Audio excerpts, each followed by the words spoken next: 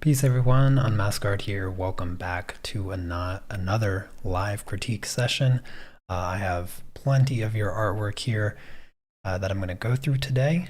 So I'm just going to get started. Hello Claire, Susan, Diane, Derek, Chandri. Good to see all of you lovely people. I hope you're having a fantastic week so far. And let's just get started with Diane here. So first up, I know she's been working on this project for a while, and we even did a Rust themed project over in the art club just to help with this this original piece of hers, and it came out really good. I think you should be exceptionally proud. I love all of the colors. It does look very rusty for sure, especially this grill part. The texture, the little pitting in the rust and all of that, the little pieces of paint that's left there, little white pieces of paint and everything. It looks really good. This is one of my favorite parts right here because of this transition, and then like this shiny part of the rust and then it coming down. This is one of my favorite parts of the entire project, actually, because the texture is just really good. It genuinely looks like rust. So you did a fantastic job on it. A few things where you can certainly improve. The first thing is this background. I'm not sure if it's supposed to be gravel or if it's like, I think it's gravel. I think it's supposed to be gravel. But there's a few things about it that I don't think add to the project. I think it actually takes away from the project, and that's the texture. Because when you first look at it, you can when you look at it for a second, you can realize, okay, this is a headlight, this is a bumper, we're looking at the front of some old truck or car. But the background, it doesn't take up a lot of space, this backdrop here, but it takes up enough to compete with the main part, which is the rusty bumper, the car, and of course the bird. And so I would recommend trying to eliminate both the texture and the values. So what I'm going to do here, I'm going to just duplicate this layer.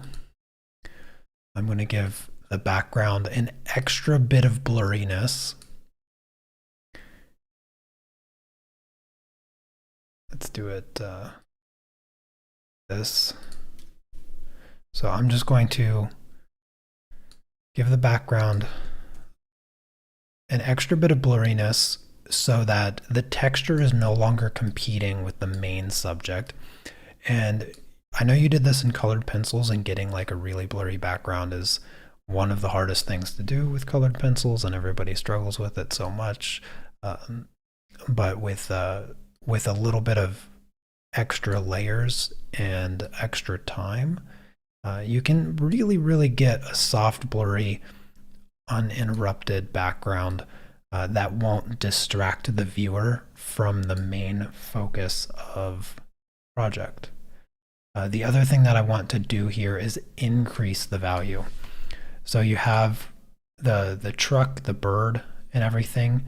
You want that to be the darker values, since the darker values already exist in it. So I'm actually going to lighten that background up, maybe to about there. So here's the before, the background sort of distracting, especially around the bird. That's where I sort of have the biggest problem with. If the bird wasn't there, then I think that the truck would show up just wonderfully. But because this bird has a little too much identical values between the background and itself, differentiating those by going a little bit brighter in the background really brings the bird forward and really brings the truck forward. So that's something that I would do. The other thing that I would do, that I noticed, you have to be careful with the halo. I can see where the dark values stop right around the entirety of this bird. And you can, it's subtle, so I'm not gonna harp on it too much. But you do want to be careful with those halos when you work around objects. The other thing that you should consider doing is taking this darker color. You have these darker colors for the shadow part. If I take these and I work this around the bird,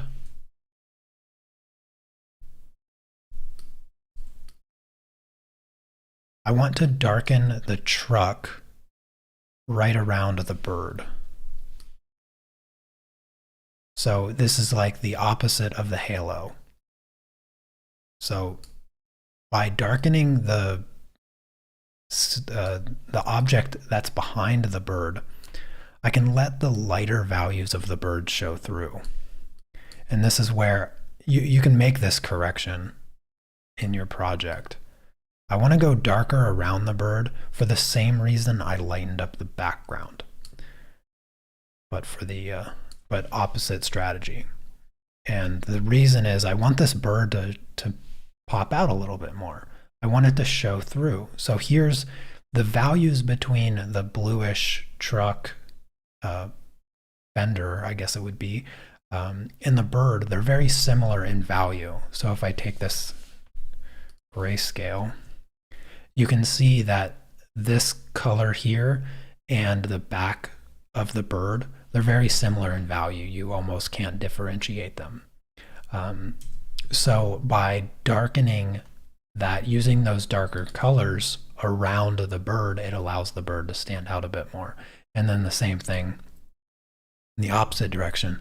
And this could be a result of the photograph. You have this really bright color. I would have liked to see the bird, like the belly and maybe the top of the head, just a bit brighter to also differentiate those bits. And that's going to help every object sort of stand out better. So again, going back, the original, the background is just competing too much with the main subject. So try to brighten it and smooth it out so there's less texture competing with one another. And then the next thing is to darken the colors behind the bird so that it can also stand out against the fender of the truck, and possibly consider brightening some of the highlights of the bird again to help it stand out. Let me say hello to Georgina. Good to see you. Joanne, Linda, Shiny, always a pleasure. Moonshine, I think this might be the first time seeing you. Thank you for coming by. Anyways, Diane, you did a fantastic job. So thank you for sharing that. And here is this is Diane's pastel project that we finished not too long ago. This is an art club project as well. We used Carbothello pastel pencils for this project. And you knocked this one out of the park. It looks really, really good. All of the nice soft look, like this is the style. The hair looks fantastic. The little, the flyaways coming down, excellent job. They're really smooth. They look natural. The little flyaways back here in the back look great. I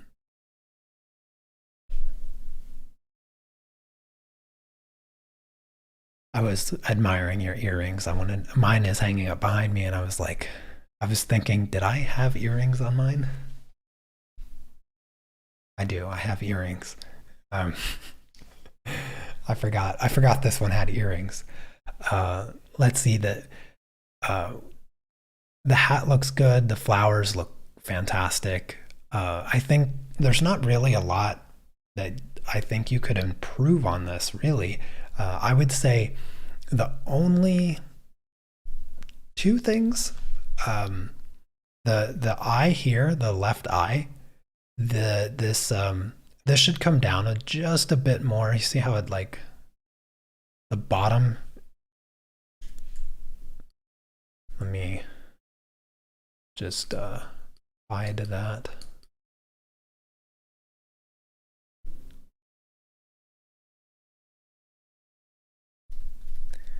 I feel like this should come down like this. So here's before, here's after. Is just like a small little curve for the eye. The other thing is, I know her skin was very washed out from the abundance of light in the photograph, but there's still some darker areas. And there's a few people that submitted this project. So a few of the darker areas, let me see if, yeah, this is a nice dark color here. And this color should have shown up in a few other areas than just this cast shadow from the hair.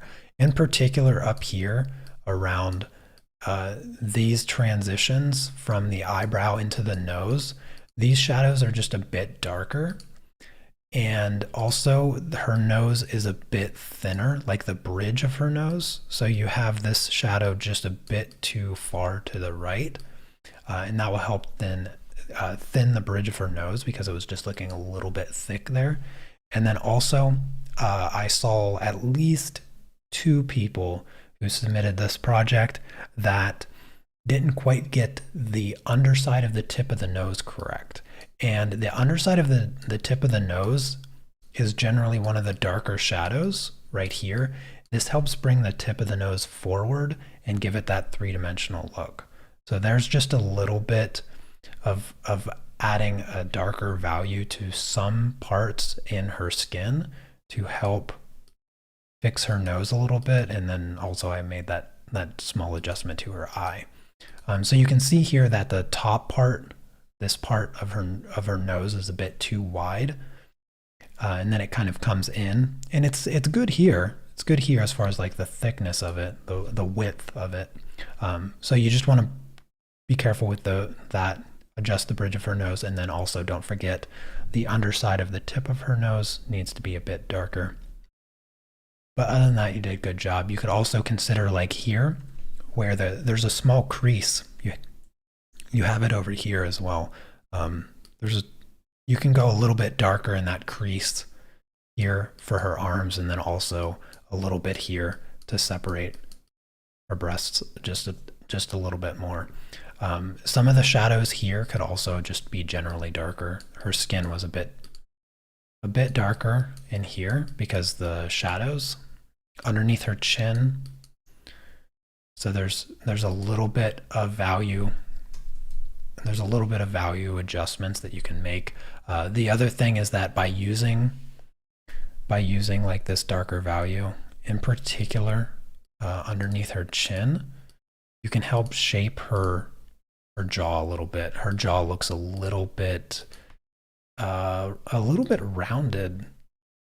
Like her chin itself looks just a little bit bulky, and I think that has to do a lot with the way you develop the shadows on the neck to create the separation of her chin and her neck. So that sort of separation there will go a long way. This highlight is what's really throwing it off right now, because this highlight's too far over, and that's making her chin like go from here to like here. So just a little bit of that contouring, kind of make her chin a bit more pointy in the front. But yeah, other than that, fantastic job. Thank you for the submission. I got one more for Diane here. And this was a colored pencil portrait of Anya Taylor-Joy. And again, I got a hit on the halo effect. You can see it, maybe if I zoom out just a little bit, you see how much lighter it is right around all of her. You have to be very, very careful with that because it just stands out. It stands out a lot to me. Other people might not see it as much, but you do want to try to avoid that. That's one of the tricky things with doing a background with colored pencils, and trying to work up to the line of the subject can be kind of tricky.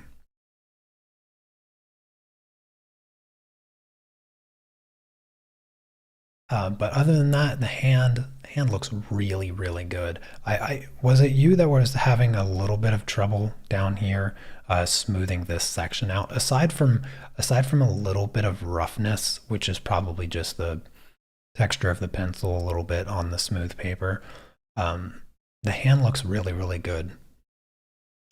The chest piece here, it could use just a bit more contouring in the shadows. So if I what I have to do, so if I just take a dark color, and I'm just grabbing a random one here, and I just contour this side a little bit, or we'll see that this chest piece just looks more three-dimensional. So you need just a bit of an adjustment with the transition of the really dark part of the chest piece. So here's the before, here's the after. It just gives it that more cylindrical looking shape. So that's one thing.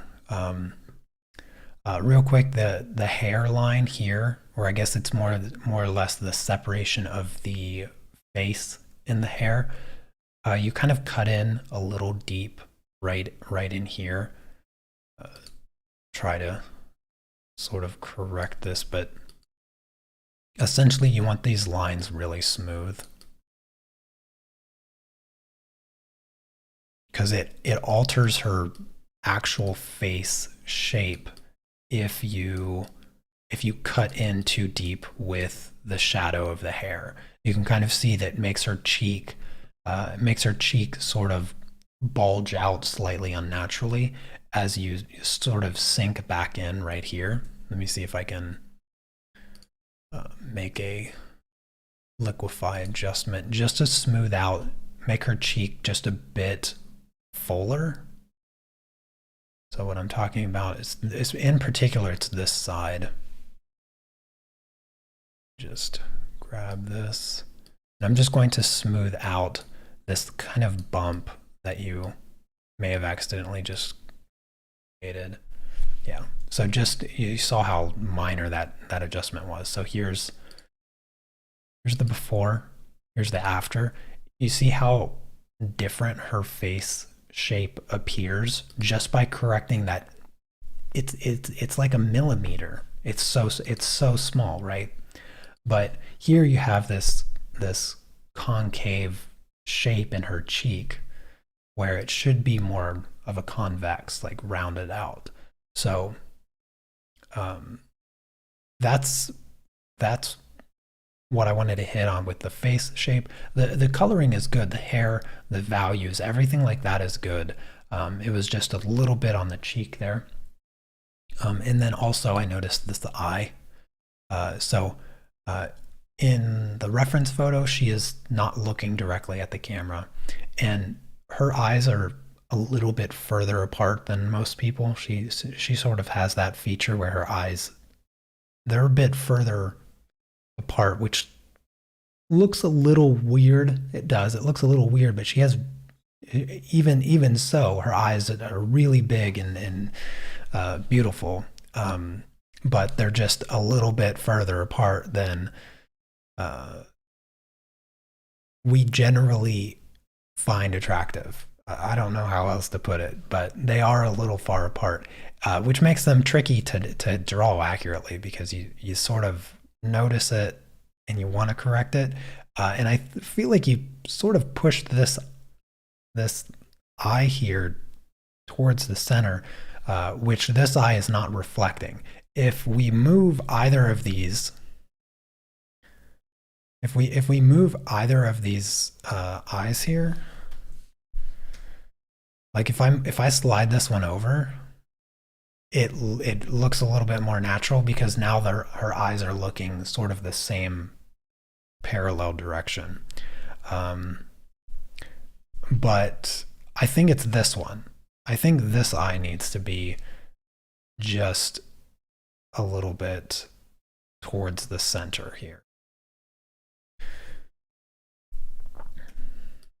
So I'm going to move this about that far.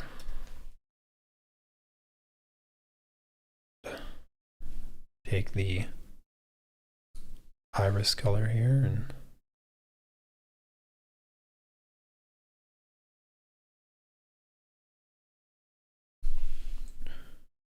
just fill this in.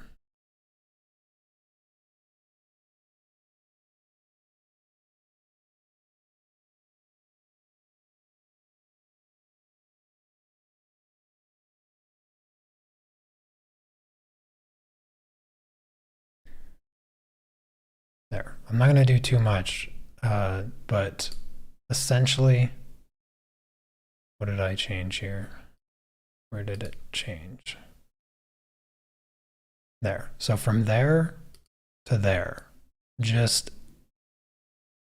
a little bit over, and her eyes seem to be more parallel in her vision. And that's something that is one of those, it's the same thing with the jaw that I fixed with the liquefy. It's the difference of like millimeters. That's how subtle it is, and that's how tricky it can be to be accurate. But other than that, there's a little bit of a bump here in the nose that you created. It's the difference of millimeters. In fact, I'll just go back to the liquefy tool and show you just how small. Her eye's gonna look really creepy right now, but it's just a millimeter. Just bringing that in. Yeah, that, and maybe just a tiny bit on this side. Yeah. So before, after. You see, it's a millimeter of difference, and it changes. It goes from, she has a little bump here to not having a bump, which, if I recall, her nose is perfect, and there is no bump. She's just blessed with a perfect nose. But yeah, aside from all of that, you did a fantastic job. This was an exceptionally hard portrait to do. Even I found this portrait far more difficult than I anticipated. There's just something about her facial features that I found incredibly difficult to capture. And when I look at it, I still feel like I didn't quite capture her likeness as well as I'd like to. But you did a good job. You did a good job. All right, up next is Patricia. She did this adorable little pastel portrait of a dog. Could be her dog, somebody else's dog. I'm not 100% sure. And really, there's three things. There's three things about this project that I feel like you can improve on. I'll hit the easiest one first, the one that, is just a tiny mild thing, and that is the shadow underneath the chin. So it's difficult to figure out where the chin stops and the neck begins. And so it's as easy as just taking one of your darker colors here. I'll just kind of take that color, and I'm just going to add a little bit of a shadow here. Boom. And if you blend that into the fur with your texture, I'm not going to really do it too much, but if you just blend it in to the fur to make it look more natural, then now you have a clear separation of the fur, or of the neck and the chin. And that just makes it immediately more three-dimensional. So that's something that you want to keep an eye on. Here's the before. You can't really see much of the definition of the chin. And so just a little bit of a shadow, immediately the dog's head stands off the page much more prominently. Same thing can be said about the cheeks. You can kind of darken up the cheeks a little bit. And that will just give more structure to the top sort of, what are these bones called? The occipital occipital bone. Is that it? Thinking maybe. Yeah, so that's the first and most easiest thing. The second and third thing are very, very closely related, and that has to do with the texture of the nose and the eyes.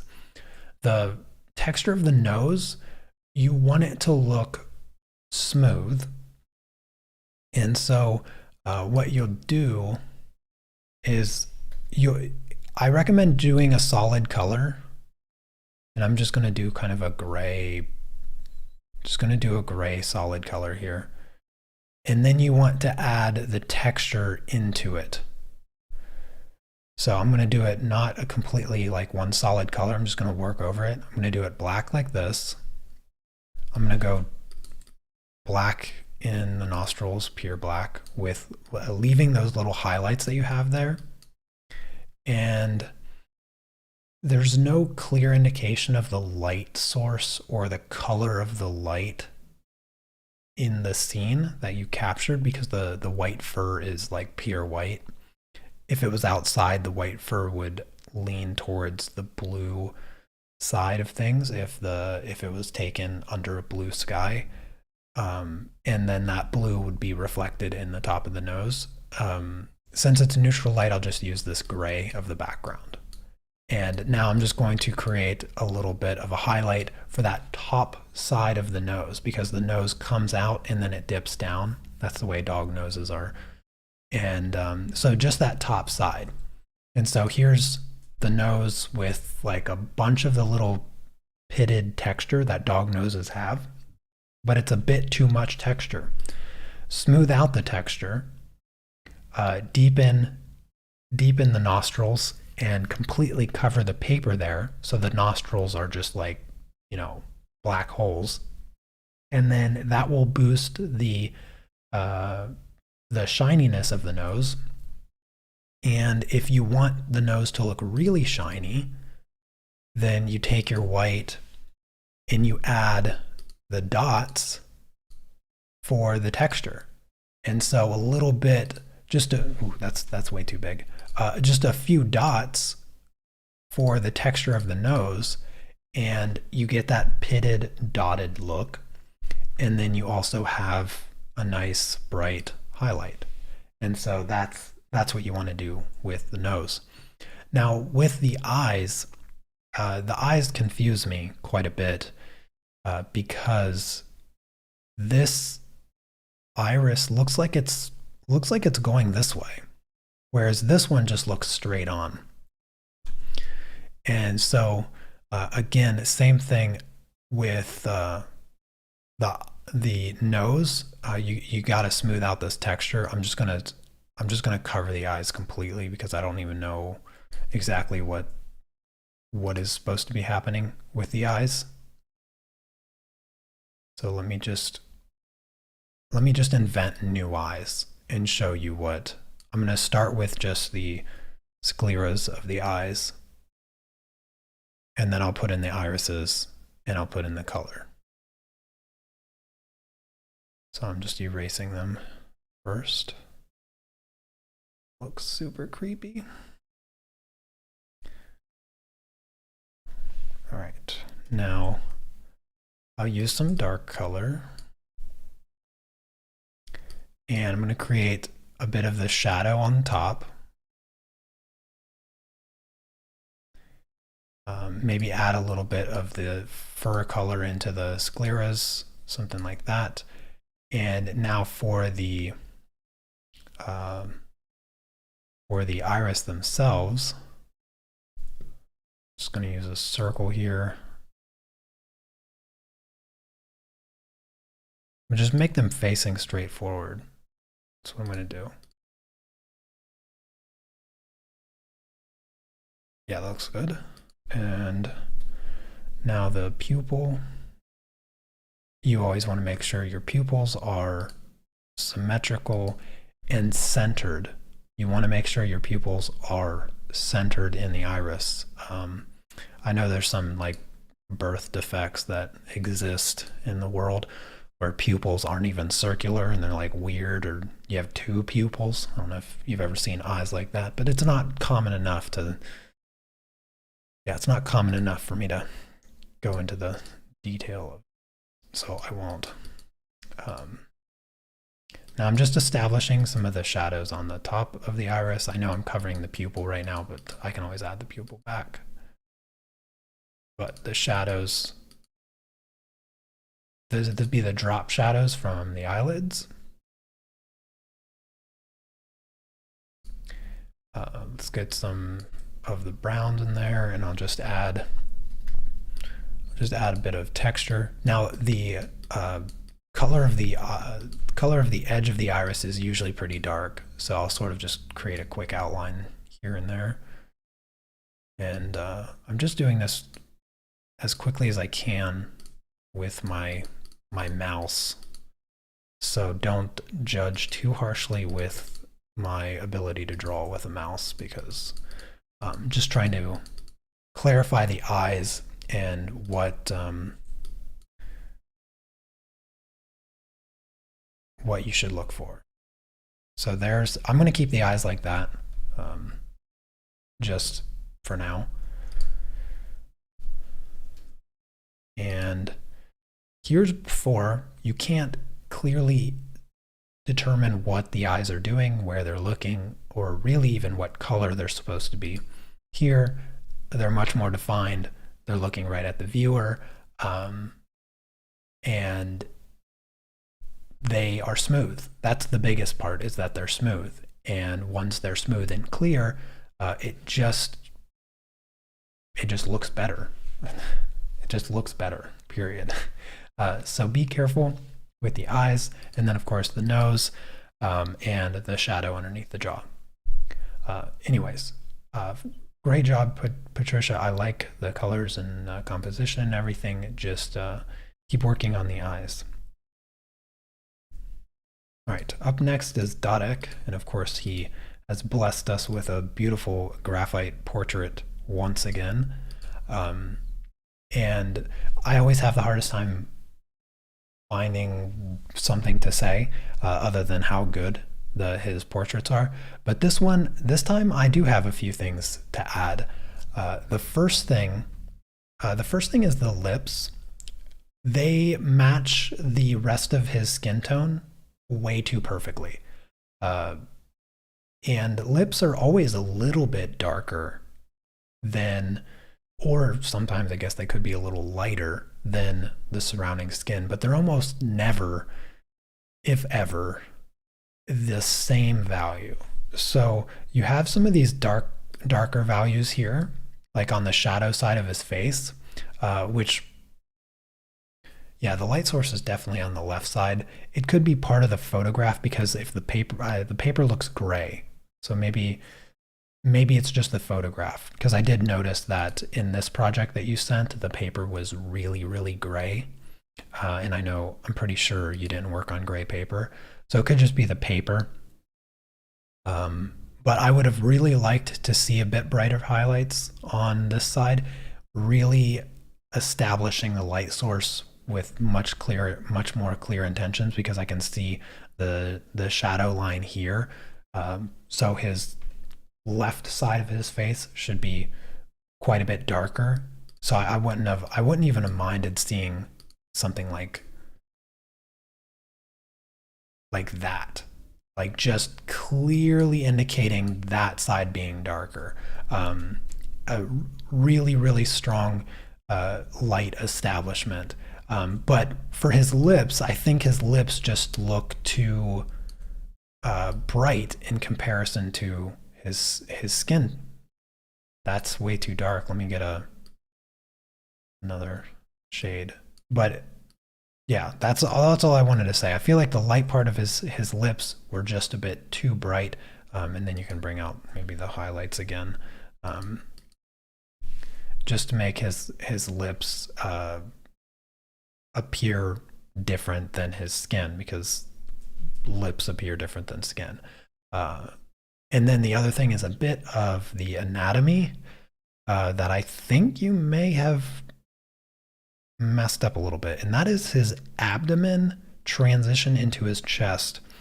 I'm going to go out on a limb and I'm going to say this isn't supposed to look like a tattoo that kind of came down. It looks like whatever the heck this is has a tail and it came down. I'm pretty sure this is supposed to be his nipple. And unless he has really, really saggy boobs and the nipple is like just pointing down, that does not look like the right place for his nipple. Because his pec, like this pec looks good. It looks like the line goes this way. And then this one's just like, I'm just going to do my own thing way over here. So I think you may have gotten his chest off a little bit. He's like just grown man over here and 90-year-old lady over here. So check your anatomy a bit, because the transition between the pec and his abdomen muscles, right underneath, I don't know if you can, right underneath your pecs, you have your false ribs, and those will go down.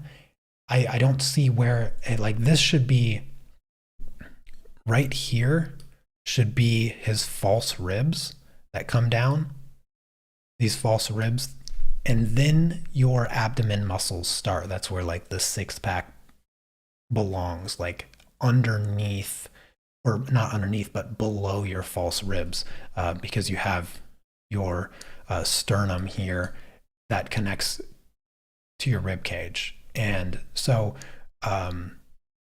yeah, I'm not going to try to correct it without the reference photo, but for sure, something's off. For sure, something's off. Other than that, I mean, it's great. Other than that, it's great.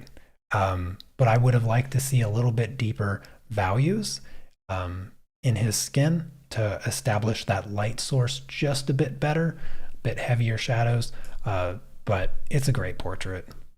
It is a great portrait.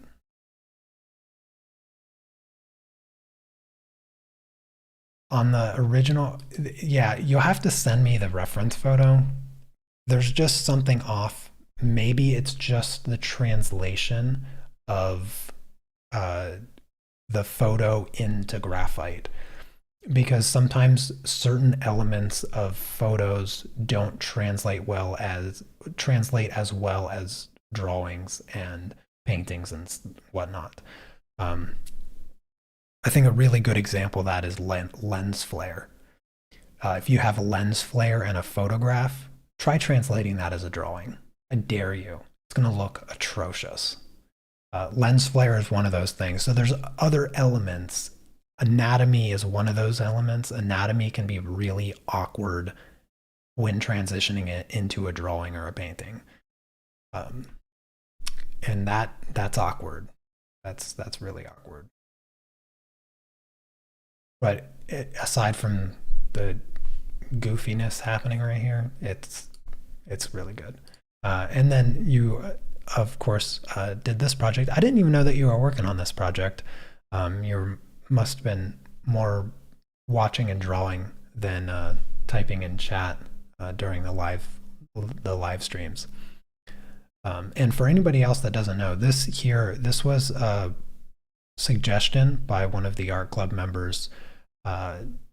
And I really liked the suggestion, and I did do a couple live streams of this project for everyone to see, but we finished this project like a week or so ago over in the art club, and this one came out really good. Excellent layering and texture with the dark colors. Genuinely, I feel like your outfit and hat look just perfect. There's just not a single thing that I can nitpick with the outfit.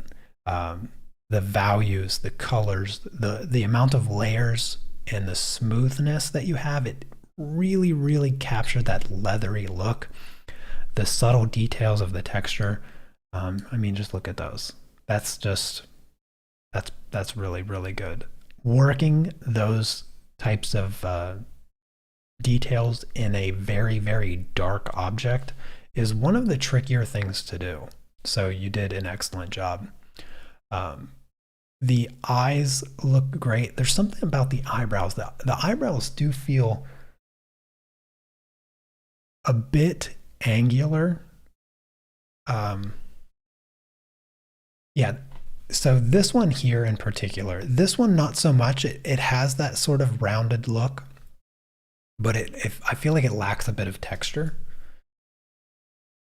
Maybe if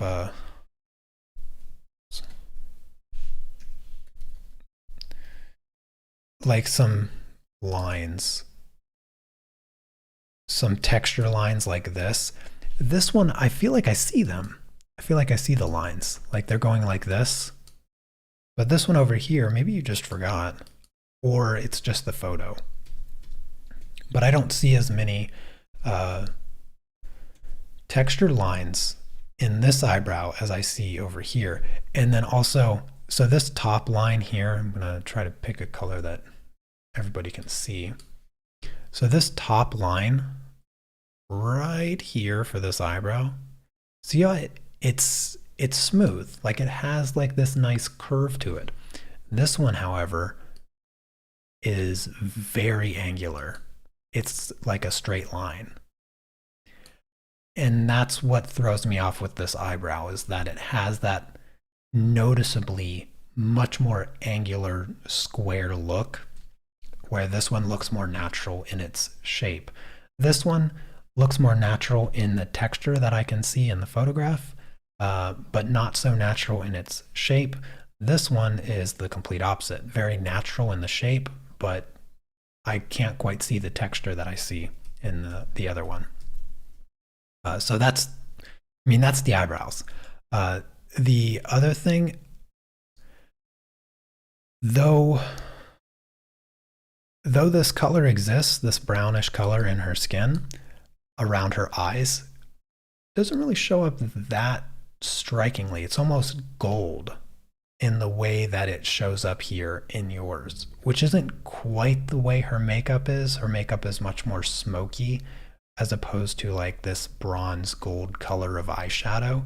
Her skin does have a yellowish tint, which, now that I'm thinking about, you captured a little bit in the shadow of the nose, but didn't quite capture here and in some of these transitions, especially the transition for her upper cheekbones has some of that yellow. I can't remember the color. I think maybe it was 940 or 942. I can't remember exactly which color we used for that yellow tone in her skin. But also the cheekbones right here, she has red, and I don't see any red. Remember I used some of the red from the lips to do the toning on her cheeks there, because there are some red that show up right there on her cheeks. Very subtle, but it looks like you may have missed that a little bit. Everything else looks good. I can see a bit more of her teeth. I like that you added that. Her lips look great. Top lip looks a little wobbly, but that, again, that could be the photograph. This right here, this is sublime. I don't know if you can see that, but you can see where the lipstick stops, but her lip continues. Very subtle, excellent. That is tough to do. I'm glad you recognize that. Probably your experience with portraits and understanding the structure of lips. But yes, that line there, you don't cover your whole mouth with lipstick where you look like a child. And so there's always that little bit of the bottom lip that isn't covered with lipstick, because it would look weird if you did that. Her nose is a bit too wide, so same thing that Diane had. It's with a little bit too wide of a nose. And again, this is millimeters, so very small just adjustment to her nose. She has pretty thin nose. I do remember like a subtle bump, like in the middle. So there was like a little bit of it wasn't perfectly like rectangular.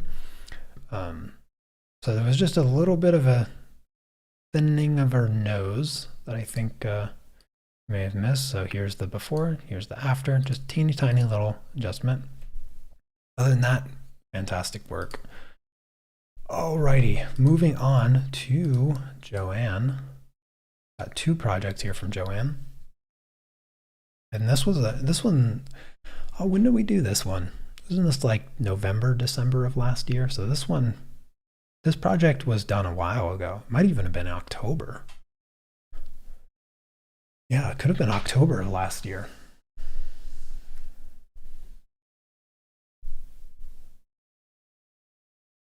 Oh, okay. Okay, I see, Dadek. That makes sense.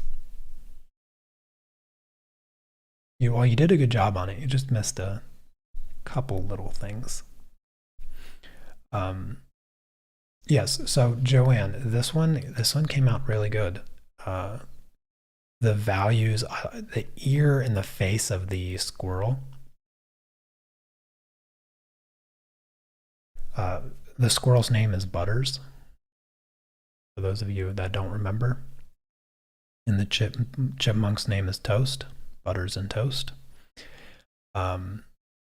Yeah, so the fur, the separation of the arm and the back, very, very good. I think the underbelly here probably needs to be a tiny bit darker, because you can see the light source is coming from here. So you're gonna have a little bit darker belly. It's not gonna be like white fur, something like that. Maybe even a cast shadow from the arm, a little bit more defined cast shadow. But I mean, it looks great. Same thing, like you have really dark fur here, but you don't have it too much on the legs, where the sun would not be showing. And I feel like that should be darker. Yeah, I feel like this area down here is just a bit too bright because there's no sun hitting it. I'm trying to do this from memory, but it's been a while. The tail looks good, but I think your lines are too straight. Remember, the squirrel's tail was really wiry. The squirrel's tail was quite wiry. And so to get that wiry look, you have to squiggle your lines. You squiggle them. And yours look just too straight. I'm just randomly squiggling, so don't read too much into it. But your lines need to be less straight. And that will help improve the tail a little bit. But aside from that, the tail still looks good.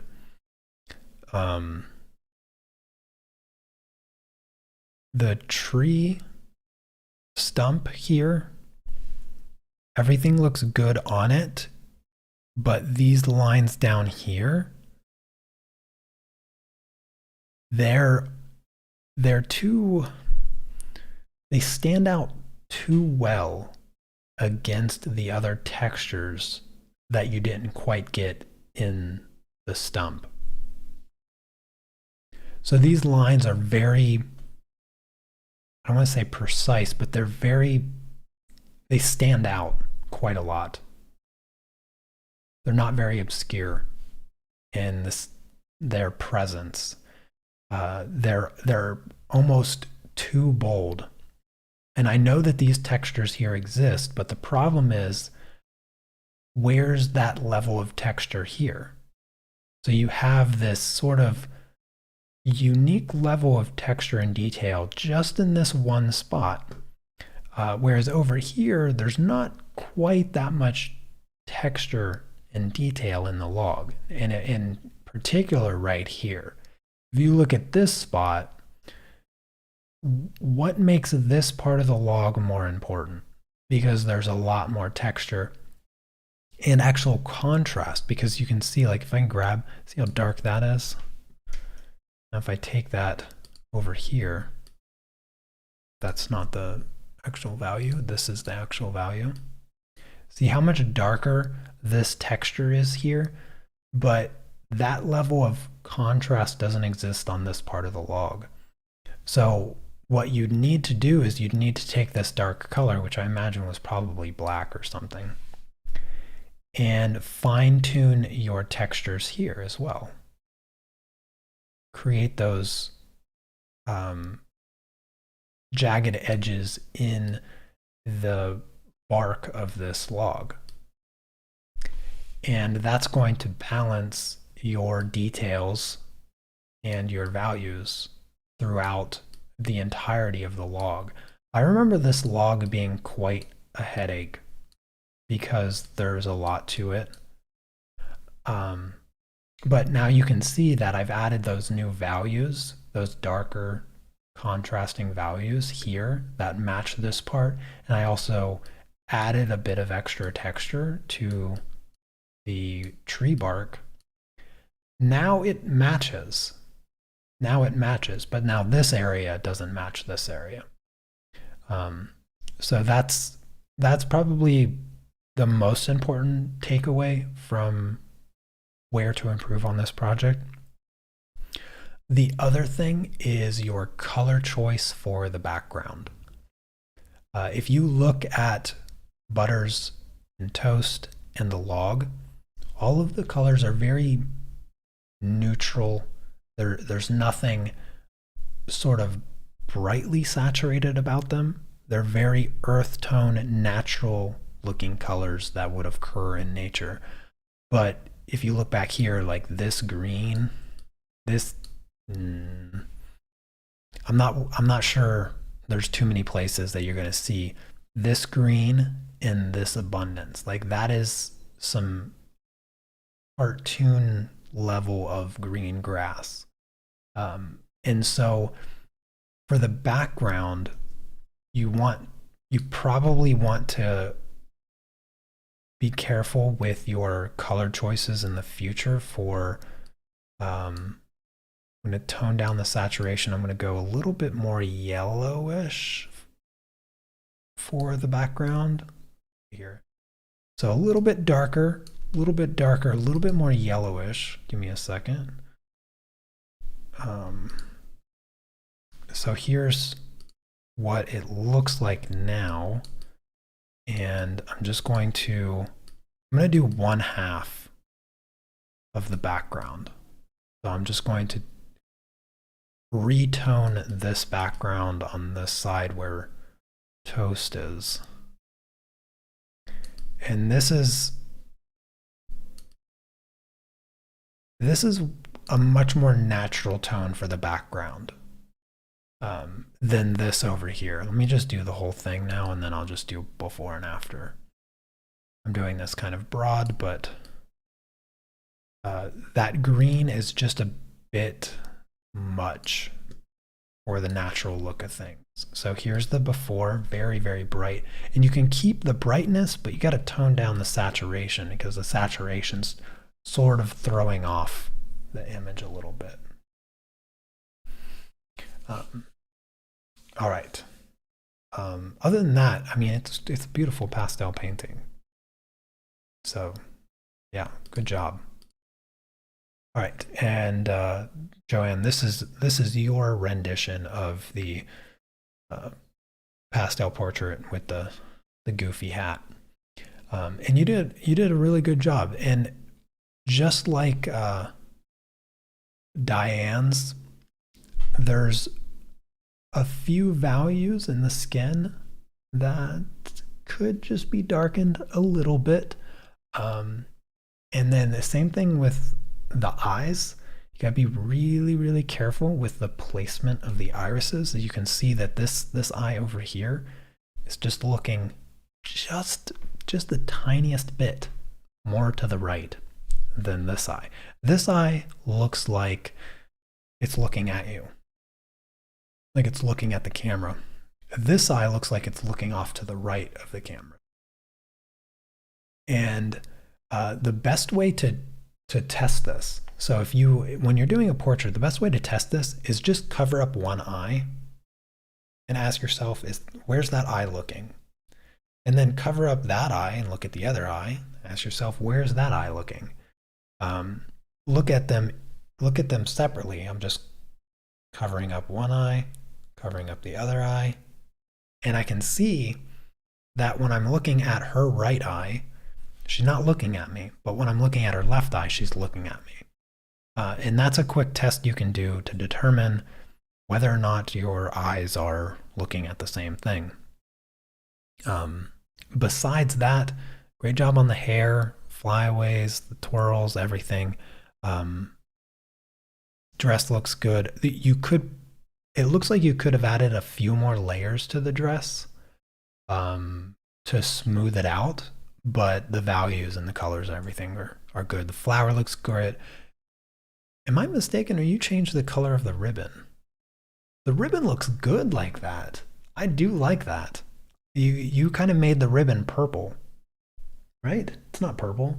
Yeah, it's not purple. I like the way you changed the ribbon. It looks really good purple. In fact, I think you should have made it even more purple by using the purple it used in the flowers.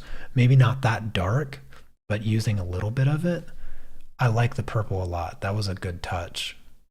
Her lips look good. Her lipstick is a slightly different color than the reference photo, but it looks good dark like that.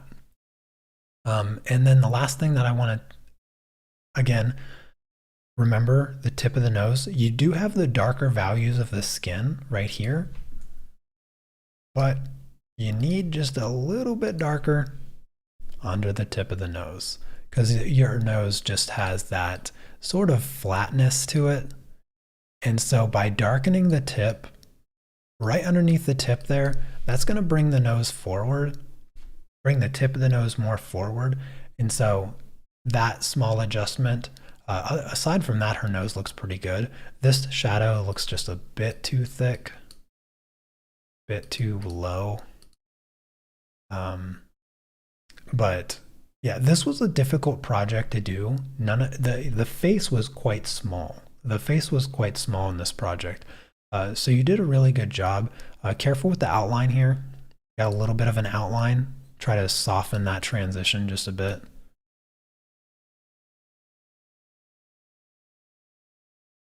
You can transition, if you can soften the transition of that line into her skin, it won't look so much like an outline. Same thing here, try to keep those transitions as soft as possible. But a little bit darker on this part of the neck here. Remember those shadows are this part a little bit darker than the other part of her skin due to the contrast, or due to the cast shadow underneath the hat a little bit maybe. You could have went a little bit pinker in her cheeks. Since you went darker in her lips, you could have went pinker in her cheeks. Quite a bit pinker.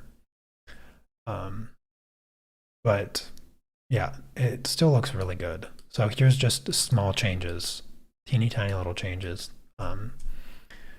Came out great. Thank you, Joanne, for the submission. Up next is Linda. And let's do this one first. Linda, you did both of these projects in colored pencils. I don't know if you're, I don't remember seeing you. Yeah, you're in here. I see you. Oh, hey there, Shauna. Thank you for joining. Yes, I changed my hair a couple years ago, actually. I stream Monday through Thursday, actually. But in the art club. So I have a link. If you're not a member of the art club, we do all of these projects. I do them live, and I have a link for the art club in the description below. So, you're welcome, Joanne. All right. So yes, back to Linda. Forget which paper you used on this. I like that you added the background. I see the castle here. The little like castle thing over here. It's cool. This is tricky because it's really hard to get colored pencils to be nice and smooth. And I can see the pencil texture, which is normal. You can always see the pencil texture a little bit. There's just no real way to hide it completely. And so ignoring the fact that the pencil texture is still there, because maybe you just didn't use solvent to blend, which is fine. That just makes it harder to hide the pencil texture. It just takes more layers. And with the black in particular, I would like to see a bit smoother texture with more layers. You can see in a few areas right here, and right here, and right here, and right here, and right here, and right here, and a little bit over here. You can see that it's smoother. And because it's smoother, it appears darker because you're covering those little tiny dots of the paper. Anytime you leave those tiny dots, this is a really prime example in right here, where you see a lot of the paper still showing through the black. If you can take the time to cover those little dots, even with half efficiency of what you have here, the black is going to just look much, much darker, and it's just going to look much, much better. And that's, if you don't use solvent, it's going to take a little bit more time, but your results are going to be significantly better. Aside from that, it all still looks good, allowing the texture, because it just looks clearly like a colored pencil work, as opposed to something that looks more like a painting. Dadek's project is a good example, because the black is so black because of the sheer amount of layers. So it's a choice on whether or not you go that distance, because there's nothing inherently better with adding more layers if you want it to look like a drawing. So if you want it to look less like a drawing, you just need to add more layers. Regardless, it still looks really good. I think maybe the only adjustment that I would really say is around the eyes. You want to create a very clear separation of the eyelashes and the eye, because that's going to give you the definition of the eyes that make the eyes look striking. So if I just take your selection of your black here, and I'm just going to go around the eye and help create another layer, essentially, to help separate the eye and the eyelashes, and also smooth out the sclera a little bit. You got good colors in the sclera. I like to see those blues. I like to see those dark grays and everything.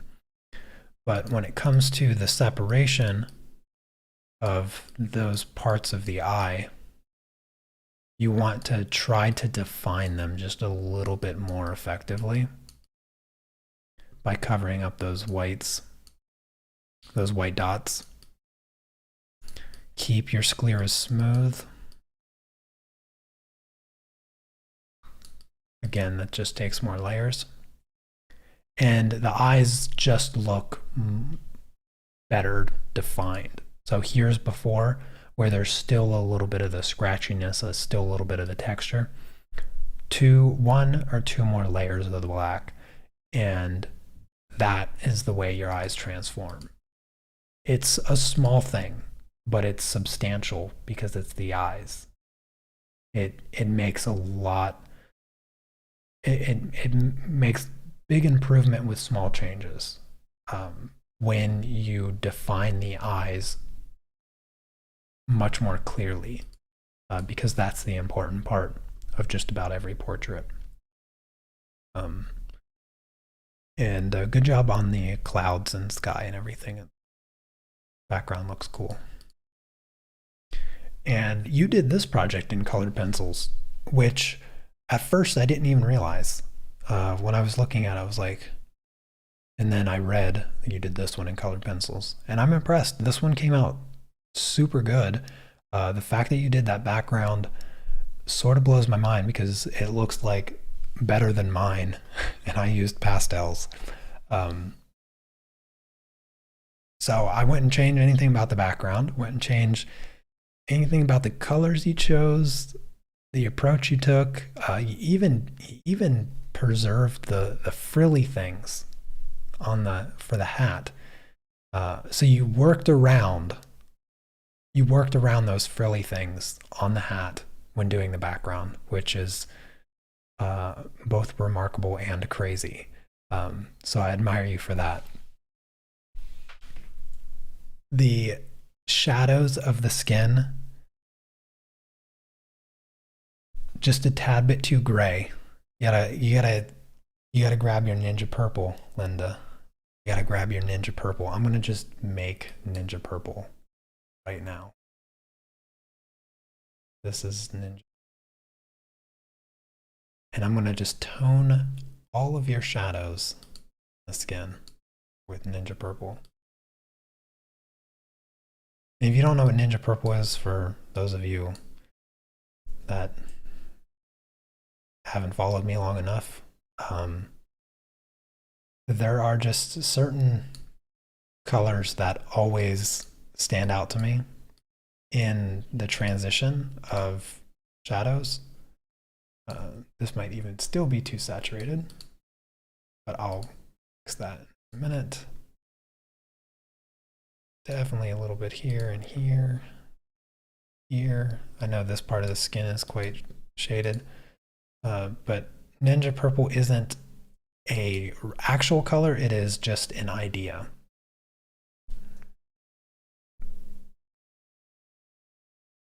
Let's just darken that a little bit, tone down the purple, shift it slightly towards the pink.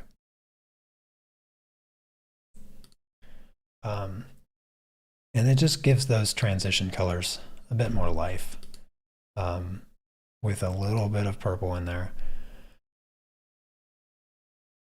And then, of course, the infamous tip of the nose, a little bit more definition, darker value.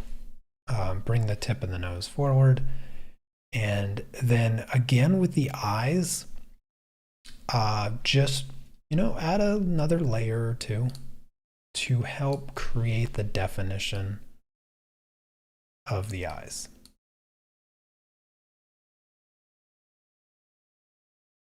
Nice thick eyeliner, just to create that definition. Also, don't be afraid of defining a nice circle for your pupil.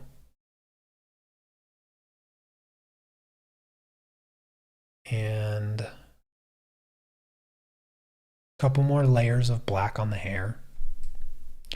If you can get the hair darker and smoother, it's just going to look a lot better. As it is now, it sort of fades from black to gray. And because so much of the paper still shows through on the hair, it struggles to have that pop. Like you really want the hair to be as black as you can get it, because nothing else in the image really has dark values. And the hair and the eyes is what really helps the contrast of our subjects stand out, just really show up amongst all of these very light saturated colors. Because the black hair and the eyes are pretty much the only contrast that exists in the entire image. Everything's very washed out. Give it that sort of Victorian feel. But you did a really good job for that being colored pencils. Very nice. All right, up next is Susan. And actually, I'm going to jump to this one of Susan's. You know, I'm sort of jealous of Susan because every time I see her artwork, I immediately know it's Susan. Like, it doesn't matter what it is. Every time I see Susan's artwork, I'm like, that's Susan. I don't know how she approached this one exactly. The background has a completely different texture and even slightly different colors. It looks like she used watercolor almost. Excuse me. The background texture and colors look different, but they still look really good. And I like it a lot. The other thing is like the textures in the dress. Like it doesn't look like she did the frilly stuff. But it's loose. Susan always has like a looser looking style. I remember her Butters and Toast chipmunk and squirrel project that that Joanne actually submitted, and I did just a few pictures ago. I remember how much I loved her squirrel because of how just rugged and it had so much character to it. And Susan's artwork has always displayed that same level of character. I don't know what it is or how she does it. But it was actually looking at Susan's portrait here that I was like, did this portrait have earrings? Like I didn't even realize this portrait had earrings until I looked at Susan's portrait because they just stand out so prominently in comparison to mine. I just have little silver earrings and she made them bigger and bolder and they look cooler. And Susan has this style with her eyes. The iris is always like really big. So I could say, Susan, your irises are too big. She does that with all her eyes. And it's just a characteristic of her work and her style. And I wouldn't want to change that. I think it's unique. It looks different. Some people might look at it and see like it's off or wrong. I like it. I think the one thing that you could do with the irises, since you do make them bigger, is you can play more with the colors in them. And so I think maybe like this orange here, if I take this orange and I just splash it in the irises a little bit, brighten them up, and have some fun with the color. Maybe I'll grab some purple, throw some purple in there. Since you exaggerate the irises, and then also you still want to make sure that the pupils are symmetrical. That's something that's not a style if you don't make the pupils symmetrical. Just so don't do that. But yeah, the irises in Susan's portraits are always really big, but play with them more. Have fun with the colors a bit more, and yeah, I think pretty much that is about it. I like that you developed a different look for the frilly things. I really, really like the black and white. Like you have the white lines and then you have some structure in there with some like the dark gray or black lines. And you even brought it down in front of the hat. You draped it down differently. You went different. You changed the ribbon. The ribbon looks less perfect and less satin and looks more like a tied ribbon with like a more cloth-like material. It's just different. You added some details to the dress using colors that didn't exist in the dress. and it looks good. The hair looks fantastic. The hair has the Susan style. I just, you measured them, they are a bit off. So added. That's fine. Keep your giant irises. Don't change anything about your artwork. Don't ever let me teach you to change anything that you do here, because I like your style. I like your style. Other than that, gosh darn it, it's fantastic. I love it. And then, of course, Susan blessed us with this lovely pastel flower. And looking at this one, there was really just one thing that I would say to consider in the future if you do floral projects like this, and that is just try to establish your light a little bit better. Just think about the light source and develop that a bit further. I'm going to take blue. I'm going to go sort of here, and let's see. I'm just going to add blue to the shadows. I'm going to adjust this in a minute, but I want this to be a shadow, this underside of that petal, this underside of this petal. I can't tell if this is the underside, but I'm going to make it the underside. A little bit in here, maybe, and I can't really tell what this petal is doing, but you added a shadow, so I'm going to just cover that and this backside of the shadow, and then I'm going to add a drop shadow. So this will all be drop shadow here, and yeah, I think that's good. And let's see, I'll just do multiply. Let me blur this just a bit, get rid of my horrible stroke, my like brush stroke from the mouse.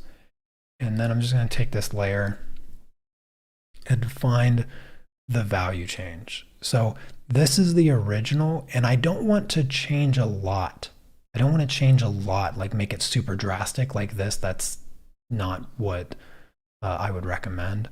I just want a touch of the value change to create the form of the flower a little bit more. So here's the before and here's the after.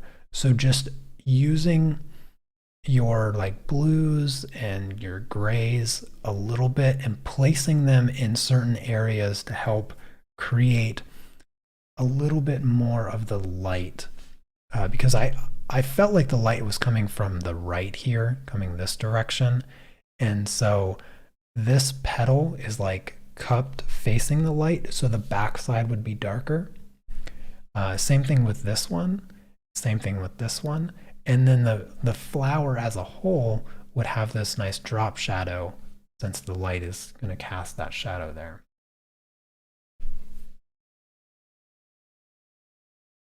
Oh, you don't have to go through that much trouble, but just in future projects, take the light source into consideration and just fine tune your values a little bit to help create the form of the flower. But I think the painting came out really great.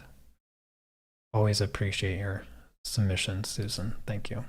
All right, up next is Elaine, and I think this was colored pencil. I forget, and I didn't write it, but she wanted to sort of capture this bluish filter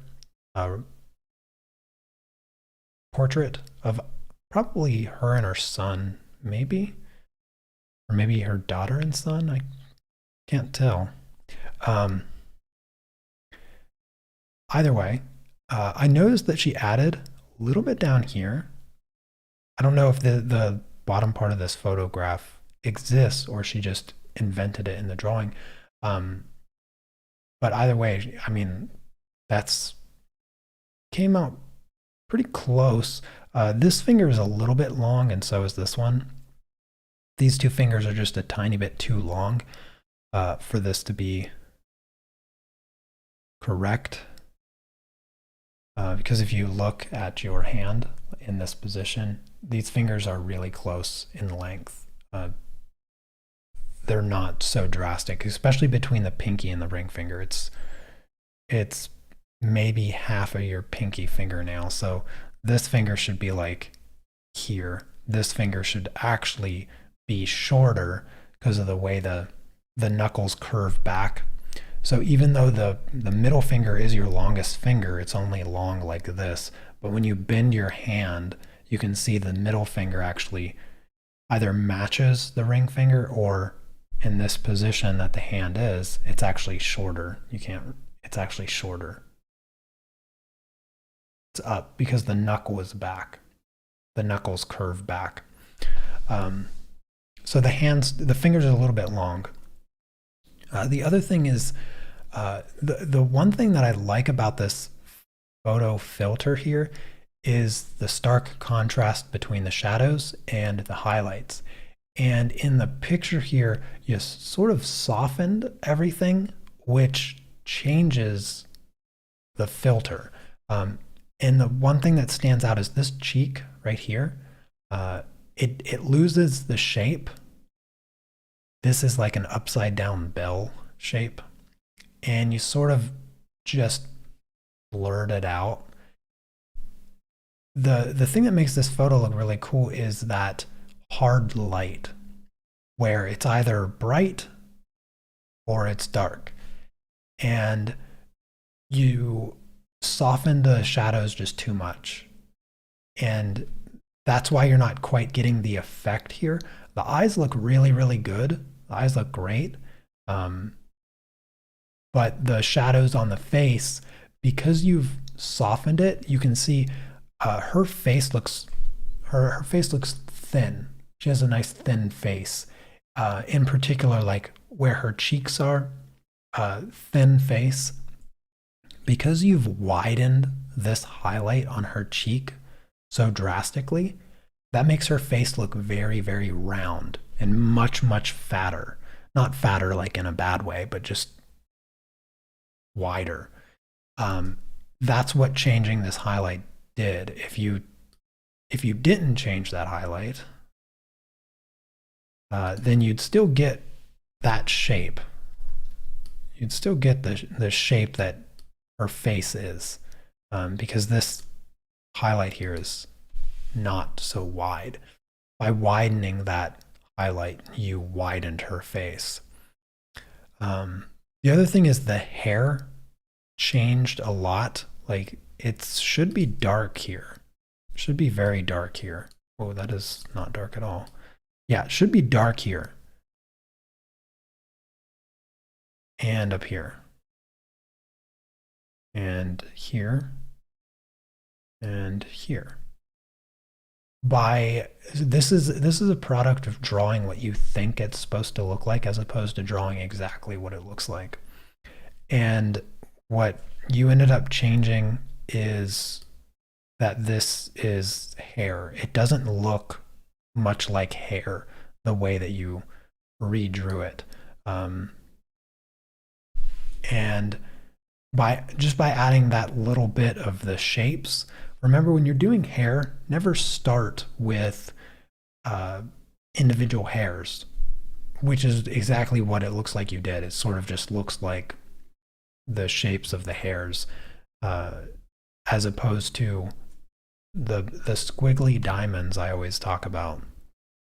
Focus on the shapes, the big shapes. Add the texture layer later. Don't start with texture when it comes to hair. Same thing with her hair. Her hair is a little bit easier, but again, you're missing the big picture, which is the dark shapes. You have too much. You just have too much texture, which sounds kind of funny considering hair is like 100% texture. But you need to focus more on establishing those dominant shapes. The value on his ear, way too bright. The value on his skin, like his skin is just as dark. like the shadows and stuff, it seems like you got fearful of the shadows. Possibly because you invented his lower part of his face. But you went good on the values on her face. Maybe it's your face. But then you got fearful on his face. So just be mindful of that. And also, like, the underside of his hand is so dark. This is so dark.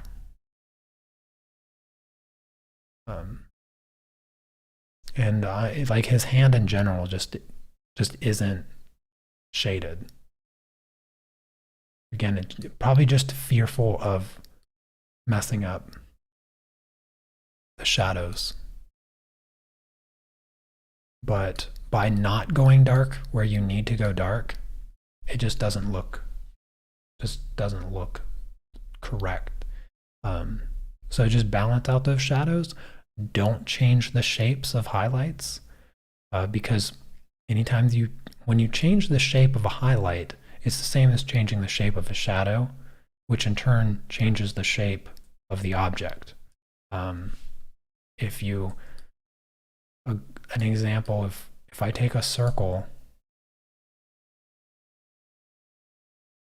and I make the highlight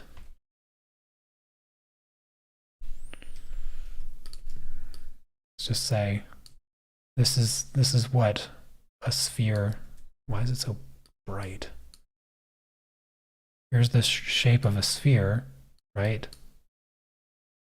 And that's the way a sphere is shaded. If I change the shape of the highlight and the shadow to be, I don't know, this,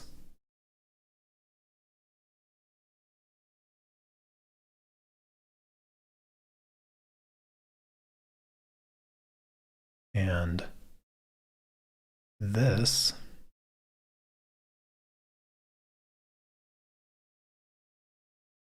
all of a sudden, that doesn't look very spherical. Instead, it looks like round that comes up to a rectangle. So that whenever you change the shape of a highlight and the shape of a shadow, you're going to change the form of the object. So this shadow or this highlight was totally different here, which made her face much more wider. The other thing is there is no outline. There's no outline here. It's just pure light. So as soon as you did this, you're changing the shape of what is implied. Because even though we can't see this line, we can see this side of her face, and our brains symmetrically make up what doesn't exist. You're adding stuff that doesn't exist, which inherently, the smallest inaccuracy will change the shape, change the look. If your idea was to replicate this photo, then you need to replicate what's on this photo, and what's not on this photo is this line here for her face, and also here for the hair. You darkened what's not supposed to be darkened, and then you forgot to darken what's supposed to be darkened. So just keep those things in mind. If you weren't trying to replicate the photo exactly, I understand, but you have to be careful where you change things, because they also still have to make sense. All right, up next is Marcy with the tinted graphite. And I know that you submitted this one last month as a work in progress, if I'm not mistaken. Looks very familiar. You're going for like this old style, like you're copying something, right? But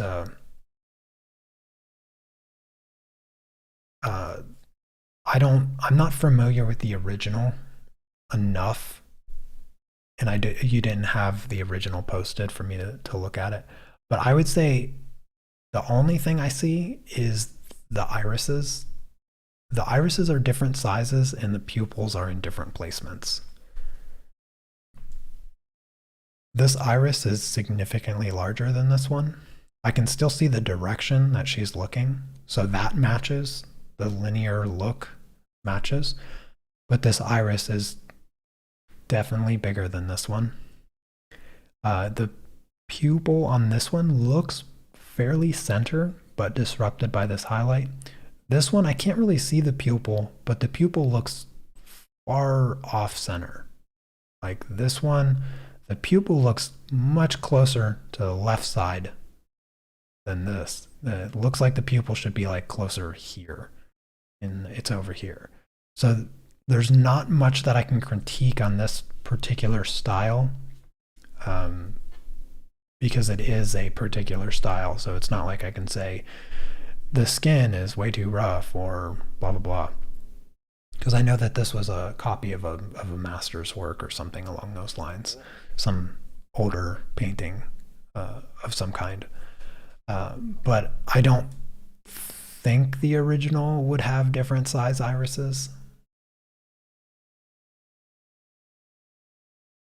Yeah, well, if it's from the Sistine Chapel, Michelangelo painted this, right? I don't think he would have changed the size of the iris as art, or have the pupils off center. So that's the only thing that I can really comment on for this particular project. It looks good. It has that style. It looks like, it genuinely looks like it's 500 years old. So you captured that really well. It's just this minor things with the irises. But are you expanding this? Are you going farther beyond this just single portrait? Are you doing more of this? It looks good. Looks good. All right, last but not least is Tatiana. And she submitted this absolutely gorgeous watercolor painting. I actually didn't even realize it was watercolor at first.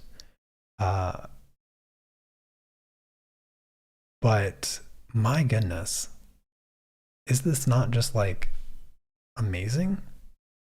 Yeah, what do you want me to critique here? What could I possibly critique here? The sky, the blurry, out of focus grass and cattails, just perfect.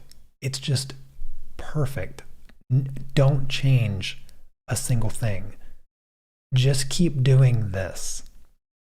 The birds, the colors, the form, like these shadows, these beautiful highlights and colors.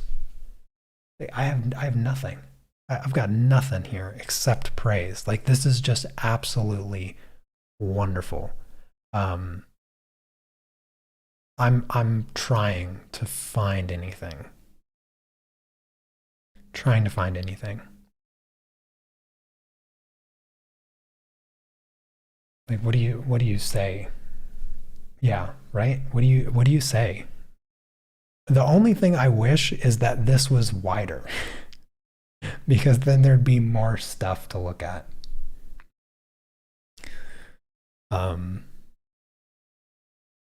Yeah. I don't know. I mean, maybe some more texture in the cattails here. Maybe. This edge, okay, this edge, I've played with cattails since I was like 7 years old. Cattails are never that perfectly straight. This is almost too perfectly straight. So there's my nitpick. All right, there's my nitpick.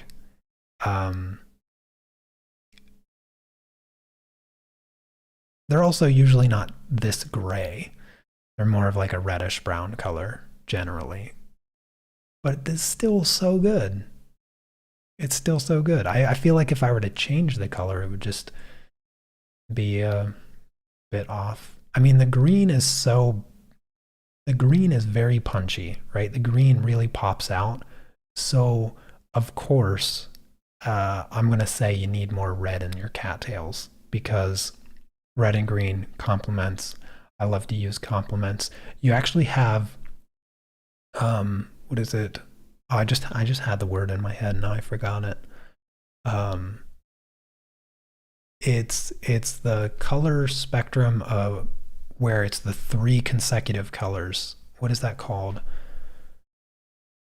Because here, if you added red to the cattails, let me just add a hint of red. Somebody Google that word. I forgot the word. It's when you use the 3 consecutive colors on a color wheel in an image. And I just had the word in my head and I completely forgot. I'm going to add a lot of red here, but then I'm going to take it back out. So just bear with me for a moment. So let's go with maybe, yeah, multiply looks good. Multiply darkens it. He's like, yeah, let's go with lighten. Trifecta. Yeah, that's not the word. Analogous. I think that might be it. That sounds right. Now, why can't I say it? Analogous colors. Yeah, analogous color scheme, where you have the green, you have the red, and you have the yellow. So if you splash in a tinge of red into your cattails, you have this beautiful analogous color spectrum in the artwork. And here's the before. Cattails, a little bland, a little dry, a little uneventful. You have the beautiful green, you have the supreme yellow. That is like the perfect yellow. When I think of yellow, I think of that yellow right there, of those birds. Those birds are absolutely flawless. But you splash in the red and bam, you just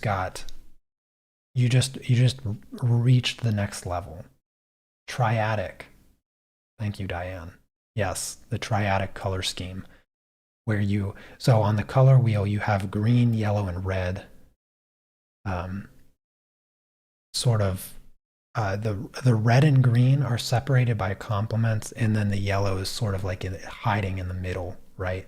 Because you have the red or the yellow and blue that mix green, and the yellow and red that mix orange.